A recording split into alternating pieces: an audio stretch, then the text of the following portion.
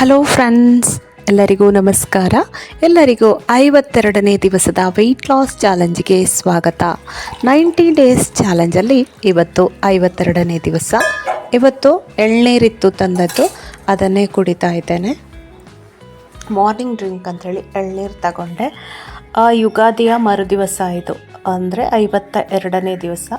ಇವತ್ತು ಬ್ರೇಕ್ಫಾಸ್ಟಿಗೆ ನಾನು ಚಾಕ್ಲೇಟ್ ಓಟ್ಸನ್ನು ಓವರ್ನೈಟ್ ಸೋಕ್ ಮಾಡಿಬಿಟ್ಟು ಅದಕ್ಕೆ ಫ್ರೂಟ್ಸ್ ಹಾಕ್ಕೊಂಡು ತಗೊಳ್ತಾ ಇದ್ದೇನೆ. ಇದು ನನ್ನ ಬ್ರೇಕ್ಫಾಸ್ಟ್. ಚಾಕ್ಲೇಟ್ ಓಟ್ಸು ತುಂಬ ನಮ್ಮ ಕ್ರೇವಿಂಗ್ಸನ್ನು ಫುಲ್ಫಿಲ್ ಮಾಡ್ತದೆ. ಹಾಗಾಗಿ ನಾನು ಈಗ 1 kg ಅಷ್ಟು ನಾನು ಈ ಚಾಕ್ಲೇಟ್ ಓಟ್ಸ್ ಇದೆ, ಅದನ್ನು ಯೂಸ್ ಮಾಡ್ತಾ ಇದ್ದೀನಿ. ನೆಕ್ಸ್ಟು ಮಧ್ಯಾಹ್ನ ಲಂಚಿಗೆ ಇವತ್ತು ಮಾವಿನ ಹಣ್ಣಿತ್ತು ತಂದದ್ದು. ಹಾಗೆ ಅದನ್ನು ಸಾರು ಗೊಜ್ಜು ಮಾಡುವ ಅಂತ ಅನ್ನಿಸ್ತು. ಹಾಗೆ ಅದರ ಗೊಜ್ಜು ಮಾಡ್ತಾ ಇದ್ದೇನೆ. ಅದಕ್ಕೆ ಸಾಸಿವೆ, ಉದ್ದಿನಬೇಳೆ, ಹಾಗೆ ಕರಿಬೇವು, ಒಣಮೆಣಸು, ಹಸಿಮೆಣಸು ಇವೆಲ್ಲವನ್ನು ಹಾಕಬೇಕು. ಸ್ವಲ್ಪ ಇಂಗನ್ನು ಹಾಕ್ಕೊಳ್ಬೇಕು. ಅದನ್ನು ಫ್ರೈ ಮಾಡ್ತಾ ಆಮೇಲೆ ನಾವು ಮಾವಿನ ಹಣ್ಣು ಸಿಂಪೆ ತೆಗೆದು ರಸವನ್ನು ಹಿಂಡಿ ಇಟ್ಕೊಂಡಿರ್ತೇವಲ್ಲ, ಅದನ್ನು ಹಾಕ್ಕೊಳ್ಬೇಕು. ತುಂಬ ರುಚಿಯಾಗಿರ್ತದೆ. ಒಂದು ಮಾವಿನ ಹಣ್ಣು ಸೀಸನ್ ಬಂದ ತಕ್ಷಣ ನಾವು ಈ ಥರ ಮಾವಿನ ಹಣ್ಣು ಸಾರು, ಮಾವಿನ ಹಣ್ಣು ಗೊಜ್ಜು ಎಲ್ಲ ಮಾಡೋದು ಮಾಮೂಲಿ. ಹಾಗಾಗಿ 1 ಸಲ 2 ಸಲ ಮಾಡಿ ತಿನ್ನಲೇಬೇಕು. ಮಾವಿನ ಹಣ್ಣು ಸೀಸನಲ್ಲಿ ವೆಯ್ಟ್ ಲಾಸ್ ಜರ್ನಿಯಲ್ಲಿ ಇದ್ದರೂ ಕೂಡ ಅಪರೂಪಕ್ಕೆ 1 ದಿನ ಹೀಗೆ ತಿಂದರೆ ಪರವಾಗಿಲ್ಲ. ಯಾಕೆಂದರೆ ಮಾವಿನ ಹಣ್ಣು ಸಾರು ಅಂತ ಹೇಳಿದರೆ ಅದಕ್ಕೆ ಬೆಲ್ಲ ಹಾಕ್ತೇವೆ ಅಲ್ವಾ, ಹಾಗಾಗಿ ವೆಯ್ಟ್ ಲಾಸ್ ಜರ್ನಿಯಲ್ಲಿ ಅದು ಎಫೆಕ್ಟ್ ಆಗುತ್ತೆ, ವೆಯ್ಟ್ ಗೇನ್ ಆಗೋ ಚಾನ್ಸಸ್ ಇದೆ. ಅಂದರೆ ಬೆಲ್ಲ, ಈ ಗೊಜ್ಜಲ್ಲಿ ಬೆಲ್ಲ ಸ್ವಲ್ಪ ಜಾಸ್ತಿನೇ ಹಾಕಬೇಕಿಲ್ಲ ಅಂದರೆ ಟೇಸ್ಟ್ ಬರಲ್ಲ. ಹಾಗಾಗಿ ನಾನು ಸ್ವಲ್ಪ ಬೆಲ್ಲ ಹಾಕಿದರೆ, ಮಾವಿನ ಹಣ್ಣಷ್ಟು ಹುಳಿ ಇರಲಿಲ್ಲ, ಸಿಹಿ ಇತ್ತು ಮಾವಿನ ಹಣ್ಣು, ಹಾಗಾಗಿ ಜಾಸ್ತಿ ಬೆಲ್ಲ ಏನೂ ಹಾಕಿರಲಿಲ್ಲ. ಮೆಂತೆಯನ್ನು ಪೌಡ್ರ್ ಮಾಡಿ ಸ್ವಲ್ಪ ಗೊಜ್ಜಿಗೆ ಸೇರಿಸ್ಕೊಂಡಿದ್ದೇನೆ. ಹಾಗೆ ಮಾಡೋದ್ರಿಂದ ಮಾವಿನ ಹಣ್ಣು ಗೊಜ್ಜು ತುಂಬ ರುಚಿಯಾಗಿರ್ತದೆ. ನೋಡಿ, ಊಟದ ಮೆನು ಹೀಗಿತ್ತು.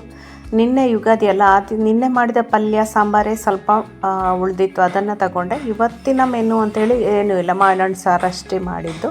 ಅನ್ನ ಕೂಡ ನಿನ್ನೆ ಮಾಡಿದ್ದು ಫ್ರಿಜ್ಜಲ್ಲಿಟ್ಟಿದ್ದೆ. ಅದನ್ನು ಇವತ್ತು ಸ್ವಲ್ಪ ಇಡ್ಲಿ ಮಾಡೋ ಪಾತ್ರೆಯ ಒಳಗಿಟ್ಟು ಬಿಸಿ ಮಾಡಿ ಸ್ವಲ್ಪ ಸ್ಟೀಮ್ ಕುಕ್ ಮಾಡಿಕೊಂಡು ಅನ್ನವನ್ನು ತಗೊಂಡೆ. ಆ್ಯಕ್ಚುಲಿ ಹೀಗೆ ನಿನ್ನೆದು ತಿಂದರೆ ಆ್ಯಕ್ಚುಲಿ ನನಗೆ ಆಗೋದಿಲ್ಲ, ಹೊಟ್ಟೆ ನೋವು ಬಂದಾಗೆ, ಗ್ಯಾಸ್ಟ್ರಿಕ್ ಆದಾಗೆ ಆಗ್ತದೆ. ಬಟ್ ಏನು ಮಾಡೋದು, ಉಳ್ದದನ್ನು ವೇಸ್ಟ್ ಮಾಡೋಂಗಿಲ್ಲ. ಹಾಗಾಗಿ ಒಂದಿನ ನಿನ್ನೆ ಮಾಡಿದ್ದನ್ನು ಇವತ್ತು 2 ದಿವಸ ಎಲ್ಲ ಯೂಸ್ ಮಾಡ್ತೇನೆ. ನಾನು ಆದಷ್ಟು ಕಡಿಮೆನೇ ಅಡುಗೆ ಮಾಡ್ತೇನೆ, ಆದರೆ ಕೆಲವೊಮ್ಮೆ ಮಿಕ್ಕುತ್ತಲ್ವ, ಏನು ಮಾಡೋದು.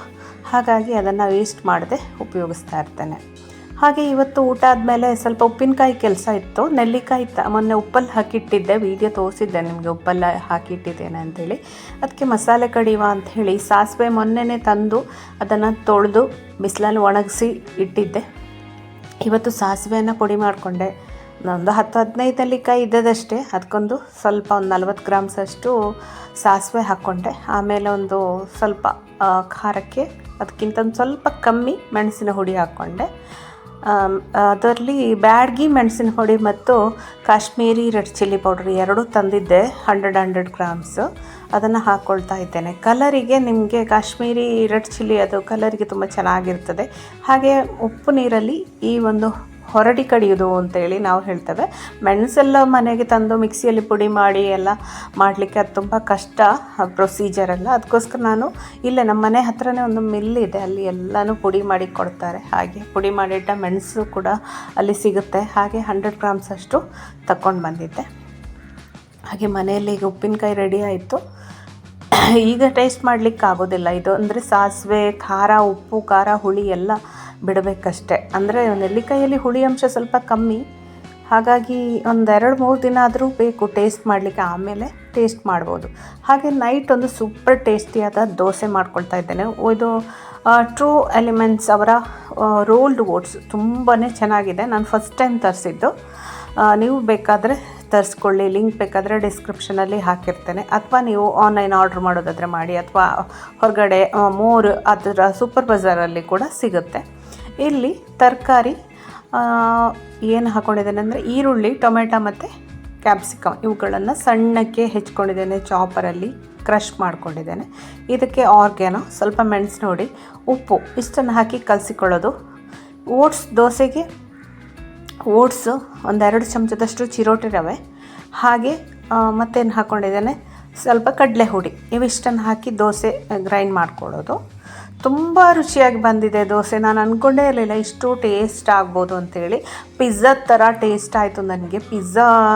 ಆ್ಯಕ್ಚುಲಿ ಪಿಜ್ಜಾ ಸಾಸೆಲ್ಲ ಇತ್ತು, ಅದನ್ನೇ ಈ ದೋಸೆ ಮಾಡಿಕೊಂಡು ಆಮೇಲೆ ಇದಕ್ಕೆ ಪಿಜ್ಜಾ ಸಾಸ್ ಹಚ್ಚಿ ಆಮೇಲೆ ಮೇಲಿಂದ ತರಕಾರಿ ಚೀಸೆಲ್ಲ ಹಾಕಿದರೆ ಇದು ಪಿಜ್ಜಾನೇ. ಇನ್ನೊಂದು ಸಲ ಡಿಫ್ರೆಂಟಾಗಿ ಮಾಡಬೇಕು ಅಂತೇಳಿ ಅಂದ್ಕೊಂಡಿದ್ದೇನೆ. ನಾನು ಇದರ ಮೇಲೇ ಏನು ಹೆಚ್ಚಿ ಇಟ್ಕೊಂಡಿದ್ದೇನೆ ತರಕಾರಿ, ಅದನ್ನು ಹಾಕಿ ಬೇಯಿಸ್ಕೊಂಡೆ. ತುಂಬ ಯಮ್ಮಿ ಆಗಿತ್ತು, ಟೇಸ್ಟ್ ಏನೋ ತಿನ್ನಬೇಕು ಕ್ರೇವಿಂಗ್ಸ್ ಎಲ್ಲ ಆಗುತ್ತಲ್ಲ, ಆ ಥರ ಆದಾಗ ನೀವು ವೆಯ್ಟ್ ಲಾಸ್ ಜರ್ನಿಯಲ್ಲಿ ಈ ಥರ ಟೇಸ್ಟ್. ನನಗೆ ನಿನ್ನೆ ತುಂಬ ಸಿಕ್ಕಾಪಟ್ಟೆ ಕ್ರೇವಿಂಗ್ಸ್ ಆಗ್ತಿತ್ತು, ಯಾಕೆಂದರೆ ಮಧ್ಯಾಹ್ನ ಅಷ್ಟು ನಾನು ಪ್ರೋಟೀನ್ ತಿಂದಿರಲಿಲ್ಲ ಅಲ್ವಾ. ಸಾಯಂಕಾಲ ಆಗುವಾಗ ಏನು ತಿನ್ನೋದು ಅಂತೇಳಿ ತುಂಬ ಹುಡುಕ್ತಿದ್ದೆ ಅಡುಗೆ ಮನೆಯಲ್ಲಿ ಏನು ತಿನ್ಬೋದು ಅಂತೇಳಿ. ಈ ಒಂದು ಯುಗಾದಿಯಿಂದ ನಂತರ ಒಂದು 100 ಗ್ರಾಮ್ಸಷ್ಟು ವೆಯ್ಟ್ ಸ್ವಲ್ಪ ಜಾಸ್ತಿ ಆಗಿದೆ. ನಂಗೆ ಒಂಥರ ಮನಸ್ಸಿಗೆ ಬೇಜಾರಾಯಿತು. ಎಷ್ಟು 52 ದಿವಸ ಆಯಿತು ಹೇಳಿಕೊಳ್ಳೋ ಹಾಗೇನೂ ವೆಯ್ಟ್ ಲಾಸ್ ಆಗ್ತಾಯಿಲ್ಲ, ಬಟ್ ಫ್ಯಾಟ್ ಲಾಸ್ ಆಗ್ತಾಯಿದೆ. ಏನು ಮಾಡೋದು, ವೆಯ್ಟ್ ಲಾಸ್ ಜರ್ನಿ ಸ್ಟಾಪ್ ಮಾಡಿಬಿಡುವ ಅಂತ ಒಂದೊಂದು ಸತಿ ಅನ್ನಿಸ್ಬಿಟ್ಟಿದೆ. ಯೂಟ್ಯೂಬಲ್ಲೂ ಅಷ್ಟೇ ವೀಡಿಯೋ ತುಂಬ ವ್ಯೂಸ್ ಏನಿಲ್ಲ, ಯಾಕೆ ಸುಮ್ಮನೆ ವೀಡಿಯೋ ಮಾಡೋದು, ಅದಕ್ಕಿಂತ ಬೇರೆ ಏನಾದರೂ ಕೆಲಸ ಮಾಡ್ಬೋದು ಅಂತ ಹೇಳಿ ಯೋಚನೆ ಬರ್ತಾಯಿತ್ತು ಮನಸ್ಸಲ್ಲಿ. ಏನು ಮಾಡೋದು ಗೊತ್ತಿಲ್ಲ, ಮುಂದೆ ವೀಡಿಯೋ ಮಾಡ್ತೇನಾ ಇಲ್ವಾ ಗೊತ್ತಿಲ್ಲ, ನೋಡುವ ಮುಂದಿನ ದಿನಗಳಲ್ಲಿ ನನ್ನ ಮನಸ್ಸು ಹೇಗಾಗುತ್ತೆ ಅಂತ ಹೇಳಿ. But different variety high protein ರೆಸಿಪಿಗಳು ಟ್ರೈ ಮಾಡಬೇಕು ಅಂತೇಳಿ ಅಂದ್ಕೊಂಡಿದ್ದೇನೆ. ಅಂತೂ ವೀಡಿಯೋ ಮಾಡೋದು ತುಂಬ ಬೋರಿಂಗ್ ಅಂತ ಅನ್ನಿಸ್ಲಿಕ್ಕೆ ಸ್ಟಾರ್ಟ್ ಆಗಿದೆ, ಯಾಕೆಂದರೆ ವ್ಯೂಸ್ ಇಲ್ಲ, ಮೋಟಿವೇಶನ್ ಇಲ್ಲ, ಹಾಗಾಗಿ ಬೇಡ ಅಂತ ಅನ್ನಿಸ್ತಾ ಇದೆ. ನೋಡುವ ಮುಂದೆ ಮನಸ್ಸಾದರೆ ವೀಡಿಯೋ ಮಾಡ್ತೇನೆ, ಇಲ್ಲಾಂದರೆ ಡಿಸ್ಕಂಟಿನ್ಯೂ ಆಗ್ಬೋದು ಅಂದು ಹೇಳಿದ್ದು ನಾನು. ನಿಮಗೆ ಏನು ಅನ್ನಿಸ್ತದೆ ನನ್ನ ಡಯಟ್ ಜರ್ನಿ ನೋಡಿ ಅನ್ನೋದನ್ನು ಕಮೆಂಟ್ ಮಾಡಿ ಆಯಿತಾ. ನಾನು ವೀಡಿಯೋ ಮಾಡಬೇಕಾ ಬೇಡವಾ ಅನ್ನೋದರ ಬಗ್ಗೆ ಸ್ವಲ್ಪ ನನಗೆ ಹೇಳಿ.